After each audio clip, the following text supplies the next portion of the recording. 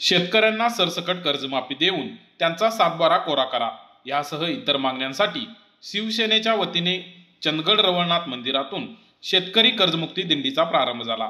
आदरणीय पक्षप्रमुख उद्धव बाळासाहेब ठाकरे यांना व्यासपीठावर बोलणाऱ्या सर्व मंडळींनी माझ्या मनात एक संकल्पना होती की आम्हाला शेतकऱ्यांची कर्जमाफी मिळालेली नाही। सरकार 86,000 कोटी सारखा एक प्रकल्प उभा करते पण शेतकऱ्यांना कर्जमाफी देत नाही। पण मुख्यमंत्री उद्धव बाळासाहेब ठाकरे ज्या वेळेला पदभार घेतला तेव्हा पहिला कुठला निर्णय घेतला असेल तर शेतकऱ्यांना कर्जमाफी दिली। पण हे सरकार घेतलं 2 हाफ तिकीट आणि 1 फुल तिकीटचं एक सरकार आहे। 2 उपमुख्यमंत्री आणि 1 मुख्यमंत्री।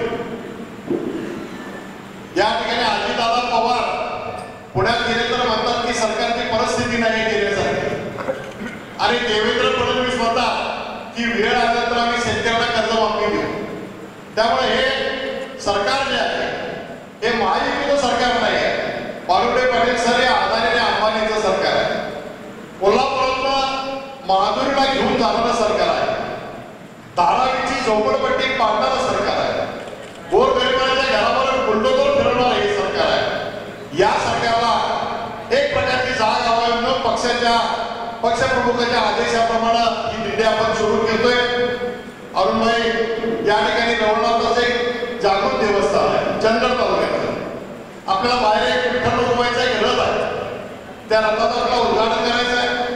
त्यानंतर रवळनाथाला जाऊन नारळ ठेवायचा आहे आणि या ठिकाणी खास करून आमच्या महिलांचे 2 भजनी मंडळ आलेले आहेत वारकरी संप्रदायाचे। या बाजूला एक आहे दुसऱ्या बाजूला आणि 2 त्या बाजूला एक आहे त्या पांढऱ्या साड्या घातल्या 2 भजनी मंडळ। हे फक्त संकल्पना ऐकल्यानंतर आपल्या दिंडीमध्ये सहभागी झाले ही सगळ्यात आनंदाची गोष्ट आहे आणि त्या भजन करणाऱ्या आहेत त्या सर्व महिला आहेत। त्यामुळे वारकरी संप्रदायामध्ये जमा झालाय। आज सुरू झालेली दिंडी उद्या सकाळी शिवसेनेचं आंदोलन आहे। त्यानंतर दुपारी 3 वाजता आग्रा शहरमध्ये फिरून ती बाई बुधरगडमध्ये जाणार। बुधरगडची सर्व गावं करून ती दिंडी कागलमध्ये जाणार। कागलमधून ती दिंडी राधानगरीमध्ये जाणार। राधानगरीमध्ये करवीरमध्ये नक्षीमध्ये प्रवेश करणार। त्यानंतर पन्हाळा तालुक्यात जाणार। पन्हाळा तालुक्यातल्या शावडी सत्यजित आबा पाटलांच्या मतदारसंघात जाणार आणि तिथून ती दिंडी जाणार आहे हातकणंगले मतदारसंघात आणि त्यानंतर इचलकरंजी शहर आणि शिरोळ तालुका आणि शेवटचं गाव 13 तारखेला सायंकाळी ही दिंडी नरसिंहवाडीला पोहोचणार आणि त्या ठिकाणी तिथले जिल्हा प्रमुख वैभव मुले, आदरणीय संजय चौले, असलम सय्यद आणि चंगेजखान पठाण यांच्या नेतृत्वाखाली त्या ठिकाणी एक सभा होईल आणि ती सभा झाल्यानंतर या दिंडीची समाप्ती होईल। आमच्या दोघांना तुम्हाला एक मत आहे की आमचं एक मत आहे की आमचं कोल्हापूर फक्त काही करू शकत नाही भाई। बाळुंडे पाटील सरांनी तुम्ही उद्धव साहेबांना मातोश्री होऊन सांगा की आता महाराष्ट्रामध्ये शेतकऱ्यांच्या प्रश्नावर लढाई करायची गरज आहे। कालच्या शक्तीपीठाच्या व्हिडिओ कॉन्फरन्समध्ये आदरणीय विनायकराव सहभागी झाले होते।